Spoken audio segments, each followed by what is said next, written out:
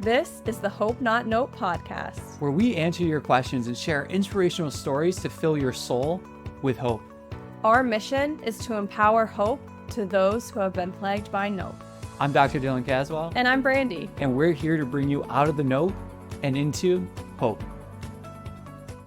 Welcome to the Hope Not Note podcast. Welcome to our new studio as well if you're viewing on YouTube. If you missed our last episode, we were sharing that some changes are coming, and this is the start of the beginning of changes. We are so excited because we have switcheroo dunkarooed the podcast a little bit, and we're going to be answering one question at the beginning of each episode and then ending each episode with hope stories so that you can bring those hope stories and feel empowered and bring them into your everyday life. And that's why we're having them at the end. So we're going to hop right into our first question. Our first question, Dillon, is from one of our listeners, and they say, I've been told that my glutes aren't activating. What is the best way to activate my glutes? How many people have heard this? Glute amnesia, dead butt syndrome. Your glutes are asleep. If you pick up most magazines, one guy actually look at it as a mentor, he had to cancel his subscription from Runner's World because the amount of articles that he was reading on dead butt syndrome, which doesn't actually happen. So cutting to the answer, dead butt syndrome, glute amnesia, glutes aren't activating, isn't truly happening. But where this thought comes from, it goes way back into the research, and it came from a particular study in which they injected the joint with a stressful stimulus to create a noxious stimulus that the brain would perceive as pain. And when they did this, what they saw was that glute EMG, so the neural activity of the glutes, decreased once this joint was perceived or predicted to have pain. In that, people took the interpretation from that when there's hip pain, the glutes stop activating.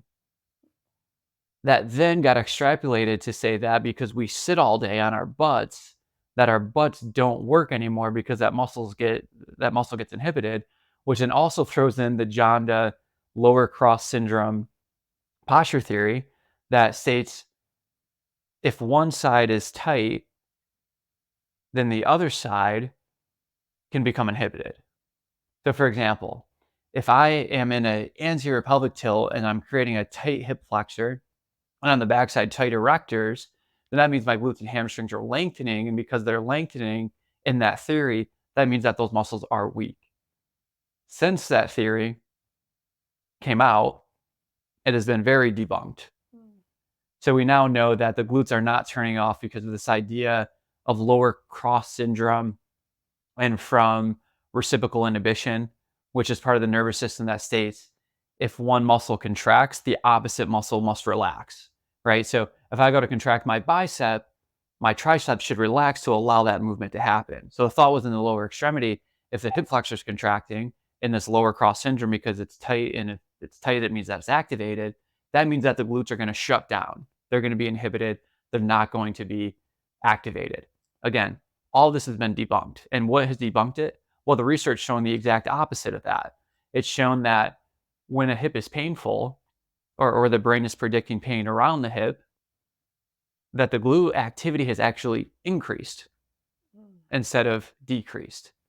We now also know that just because a muscle is either tight or a muscle's long doesn't mean that it's becoming inhibited or becoming weak. And now to that point of, well, what about the arthrogenic inhibition, the fancy word for they injected the hip joint with a noxious stimulus and the brain predicted it to be painful, so then glute activity decreased.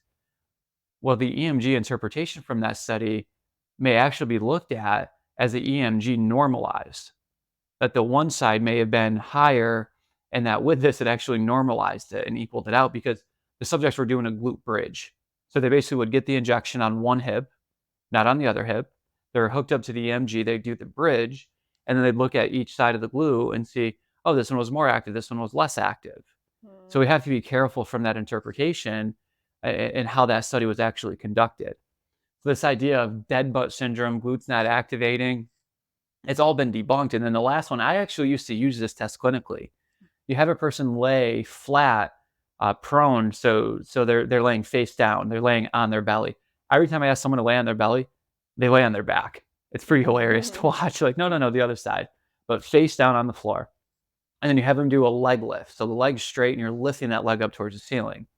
And the clinician is taught to basically put their pinky on the low back and then to put their thumb on the glute. And they're taught to feel which one is contracting first. And what ends up happening is the erectors, the back muscles, they turn on first, and then the glutes turn on. And then when that happens, we go, oh, your glutes are being inhibited because your erectors are going first, which means that you're low back dominant and your glutes aren't actually helping with this type of movement. But then again, more research was done and found that that's actually normal for every human. Doesn't matter if you're in pain or not in pain, if you're low back or if you're glute dominant, it is normal human pattern movement that the erectors contract first and then the glutes contract second in that particular movement. So the diagnosis of that is not that your glutes aren't firing or activating, it's that you're human. So let's not add these made up dysfunctions and add them on top of a human who's already trying to look for answers. Do you think that maybe if someone's been told like that your glutes aren't activating, that they just have like weak glutes? Maybe? Like, do you think it's a misdiagnosis? Like, why would someone just, I guess, get that diagnosis if it's been debunked for so long? Yeah, I think oftentimes in the field, these diagnoses and dysfunctions are kind of made up. And not just made out of thin air, but from research. But oftentimes we look back and we go, wow, that research was misinterpreted. Those findings were extrapolated. But the issue is, in this conversation, it's confirmation bias. Because when people say that you have dead butt syndrome or you have glute amnesia, what are the typical exercises that are prescribed? Banded exercises. Do these clamshells. Do these fire hydrants, do monster side steps with the band around your knees. Want to make it real hard, go put it down around your ankles. And what ends up happening when we do those exercises, our hips start burning. They're on fire. And because of that, then we're told, yeah, see, you have weak glutes. This is a little band that you're using. It's a humbling exercise. But this is a little band and you're having all of this difficulty and all of these challenges doing this simple movement. See, that means your glutes are weak. And then it fits our confirmation of, yeah, they must be weak because they're burning like crazy. I did 2 laps of the side step and I can't feel my hips anymore. It must be my glutes are weak. But the reality is, when we look at the evidence, these are some of the worst glute exercises that you can use. When we're feeling that burning pain, and we have a YouTube video on this, the research shows that, for example, in a clamshell, that you're getting more TFL activation, the tensor fasciae latae, the muscle that connects to the IT band and runs along the side of the leg and then comes up. It's a hip flexor and hip abductor. That you're getting more TFL activation in a clamshell than you are of the glute med, glute min, or glute max. But also, there's these deep muscles underneath the glutes called the deep external rotators. And that is a simple way to put their names because they have all of these crazy names.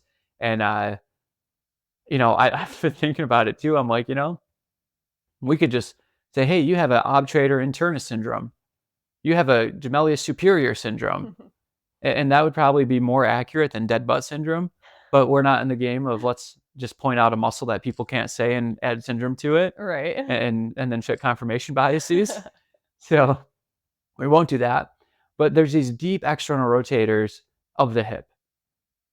And they're somewhat synonymous to the rotator cuff in the shoulder. But the hip and the shoulder, they're both ball and socket joints, but the hip is a much different ball and socket joint than the shoulder. For example, the shoulder, it's more of like a golf ball on a golf tee.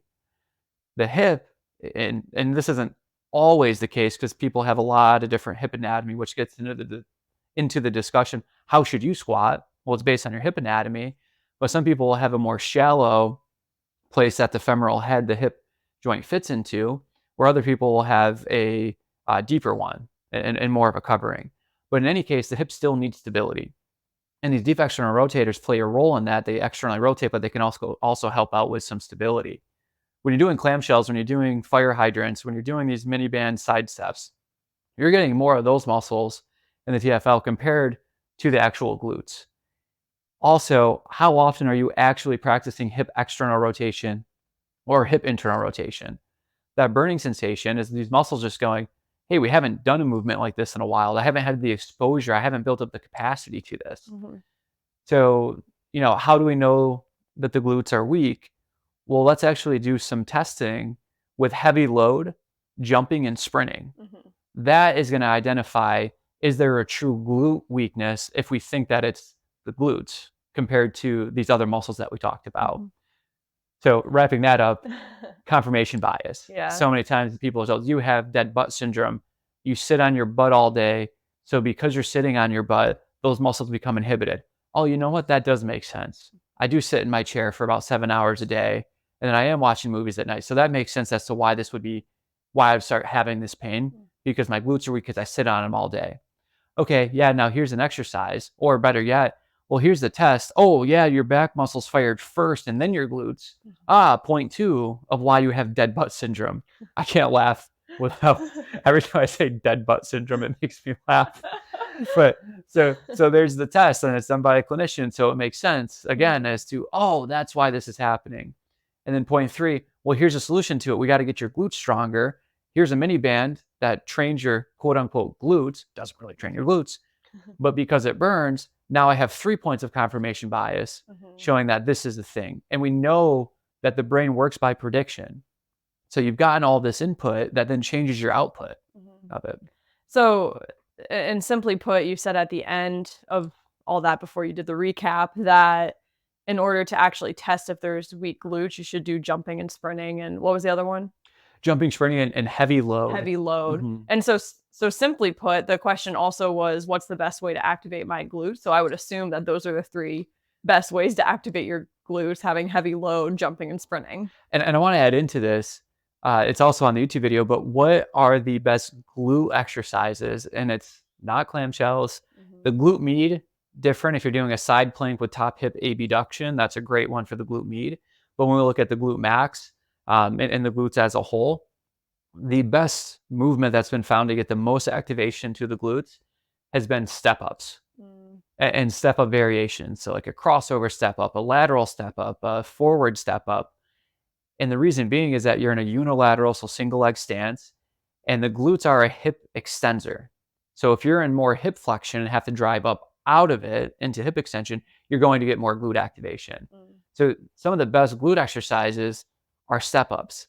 Now we add a load to that step up, carrying a weight, a kettlebell, front rack position, whatever way you want to add more load to it, but that becomes an even better glute exercise. And then yes, jumping and sprinting. And obviously there's a continuum here that if a person is in pain, they're probably not ready to sprint, and they're probably not going to be ready to jump. But can we start with a step up? That's a great way to look and see, well, is there any weaknesses in this area that can be worked on is with that step up. Now you've done that step up, we've added weight to it. We know that jumping, the forces at the hip are going to be about 3 to 5 times body weight. So now can we use a load that gets somewhere near that, and then we can start getting into impact exercise. Then we get an impact exercise. As you start doing well with that, then we can get to sprinting, because sprinting is going to be about 10 times body weight of contact force into that hip joint. So we definitely need to use the continuum to get ready for those activities. So it's not like, I have hip pain. Okay, let's go sprint. Right. Like we probably have to wait. yeah, we have to build up to it and make sure that the person is had enough graded exposure and built up capacity to be able to withstand that stressor. Sure. If you're listening and you're interested in learning more about this specific topic with glute activation, our YouTube video has more information as well as research articles, as well as the actual movement examples. And so if you're listening and you're like, I want to see what this looks like, how can I physically do this? We have that for you. So head over to our YouTube channel where you can view that video and you can see me doing those movements as Dillon's explaining and showing the research. But that wraps up our question. We're not going into new questions. That's our only question for this episode, but we are going to share with you an empowering hope story so that you can carry it with you for the rest of your day and the rest of your week until we release another new episode, which is not 2 weeks from now, but it's actually 1 week from now. And so get excited. My hope story actually comes from this past weekend. We were back in Pennsylvania visiting my family, my siblings, my nieces, my nephews, my dad. And my niece is, I've talked about her on the podcast before, but I just love her so, I mean, I love them all so much, but my niece, I just love her so much. And we were at their place. My sister and her husband are currently adding an addition onto their house. And so Dillon and my brother-in-law were being strong men and carrying wood and building a house and all that. And I was playing with the kids and jumping on the trampoline and all that. But the story I want to share specifically is I went into their current house that they're building onto, and next to my niece's bed was a piece of paper, and it said like my summer routine. And she just got out of school a month ago, so she has another month until she starts school. And her summer routine consisted of waking up at 6:30, and then the next thing was work out for a little bit. The next thing was go wake up the rest of the house. The next thing was go for a walk. The next thing was work out for a long period of time. And then she had her food routine on there, what she eats and what's going to fuel her. And then she said, drink water, drink milk, drink orange juice. And she said, sleep and make sure to get a good night's sleep. And I'm reading this and she's 8 years old.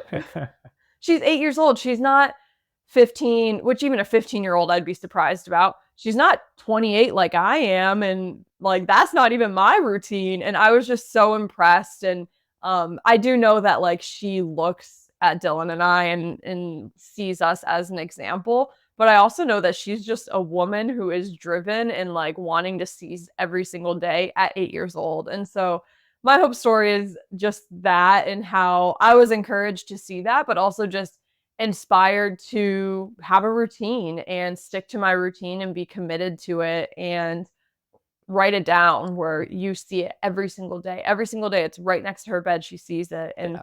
I don't know. I just think like no one told her to do that. My sister is, I love my sister, but she's not telling my niece to write a routine like that. My niece thought of it on her own to write a routine like that. And so maybe you didn't think of it on your own, but you're hearing this story and you're like, you know, I need to write down what my routine is so that I can make the most of my summer. Do that.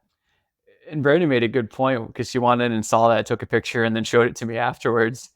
And she said, regardless if she's actually doing the routine, the fact that she wakes up and has to see it each day at least makes you think about the routine. And there's power in that because eventually if you see it enough times, it's like why people follow up with you every 2 days. Hey, sign this document. Hey, sign this document. Hey, sign this doc. Eventually you're going to go, okay, all right, fine, I'll do it. And if you have this routine staring you in the face day after day after day, eventually you're going to break down and go, fine, I will do that routine. I will drink the milk. I will drink the OJ. I will sleep. I will do. Oh my gosh, she had like 3 sessions of working out in there. It was awesome. Yeah. Like I cannot wait to watch her grow up and dominate sports and maybe become a CrossFit Games athlete. We'll see. Yeah. And see what happens. I really think she could. But my hope story goes along with that too, about just having movement freedom. And Brandi and I both like to compete in CrossFit and with movement. And sometimes when you compete and you're training, you forget that the real reason you're doing that is to have movement freedom, not to eventually stand on a podium, not to set these new PRs just to say, I lifted this amount of weight, but to truly have movement freedom. And we both got to experience it over that past weekend, visiting family back in Pennsylvania. Because we got there and it was time to play football and then freeze tag and then sharks and minnows, which I learned that you can play sharks and minnows out of a pool. I thought it was only a pool game, but you can play it out of the pool. We used to play it in gym class. Yeah. I had no clue. I thought it was only a pool game. Wow. So got to learn that. But then in that, our nieces and nephews are like, hey, can you carry me on your shoulders across to the other side? Hey, can we do a piggyback ride across the yard? And then we played basketball, and then we started playing freeze tag again. And then the next day, I did not help build the house. I just helped carry stuff. Yeah. Like our brother-in-law, Cody, is just phenomenally gifted with carpentry. So I was just carrying this stuff, but having that movement freedom to be able to do that. And then our niece and nephew, hey, can you come on the trampoline with us? Yes, we can. Hey, can you give me a shoulder ride around the property? Yeah, yes, we can do that. So really just keeping in mind whether you're training to compete, whether you're training to be able to partake in those things, because that's really our long-term goal, is that eventually one day far in the future that we can be the parents and grandparents that are going down the slides, that are on the swing set, that are out there playing freeze tag, that are able to be active because we've built up the bank and we have movement freedom. Yeah, I love it. Perfect. We had a great time this past weekend with our family, but I want to add on to the movement freedom. You don't necessarily have to be barefoot, but we were barefoot for most of those games as well. And my dad has a massive like walnut tree in the backyard, and there were twigs down, and like we still were able to play. And you know, our feet were pretty banged up, if I'm being honest, afterwards, just from having no shoes on. But at the same time, like it's a gift to be able to play, just be able to play. And, you know, we're not with the kids all the time. They live 4 hours away from us, but being able to show up and be present to them in the way that they receive love at the age that they're at, you know, there's 5 between the ages of 7 and 14. And so like you're not going to have crazy heart to heart conversations with them in order to like impact them, right? Like you're going to play. And so it was just a great weekend of playing and having fun. And wrapping up this whole episode, I would say that we've almost been led to believe that movement is this packaged, structured thing. Here's your mini band. Do 3 sets of 10 of clamshells before you go out and play because you have to pre-activate your glutes to get ready to play. No, you don't. Stand up. You just went from hip flexion to hip extension. Your glutes just activated. But we've been taught to believe you need this very structured thing to go play. We forgot that movement is fun. So let it be fun. Get up, play, do the stuff in the gym beforehand so that when you get there, you don't have to go through a 20-minute warm-up to go play 5 minutes of kickball because that's the attention span that most kids will have during a game. And the other thing I love too, the kids that kept picking up the walnuts. Let's have a walnut war. And we're like, no. And I'm like, man, if I was growing up, my buddies now would be chucking those walnuts at each other. The only reason they know about walnut wars is because that's what we did as children with those specific walnuts. And there was 15 of us or more in the yard, and we would legit have walnut wars. And we had a clubhouse. So the younger kids, I was on the younger end, would hide in the clubhouse, and they would be throwing them through the window and the door of the clubhouse and hitting us. And yeah, so they know the story, so now they want to do it. And I'm like, if we hit you once with that walnut, you all would be down for a count, other than my niece would go crazy, and she would crush it anyways. Yeah, I'm throwing fastballs. No change ups, no sliders, just straight fastballs. If you played Walnut Wars as a kid, please DM us, because I want to know that I'm not the only one. Maybe we set up a competition. Yeah, let's go. Grab your neighborhood. Let's show up. Walnut War time. Let's go. We hope you enjoyed this episode of the Hope Not Know podcast.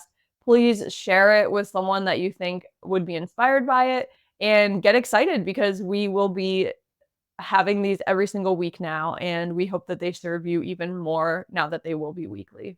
Butts are not dead. They are alive. Share it with someone that needs to know that their butt is alive. Yeah. Have a great week. And remember, every day is not an opportunity to become hopeful. It's an opportunity to become hope. The Hope Not Know podcast is meant for educational, informational, and personal development purposes only, and does not constitute any health or medical advice. If you're looking for specific advice, connect with us to work with a Hope coach. The Hope Not Know podcast shall not be liable or responsible for any loss or damage allegedly arising from any information or suggestions in this podcast.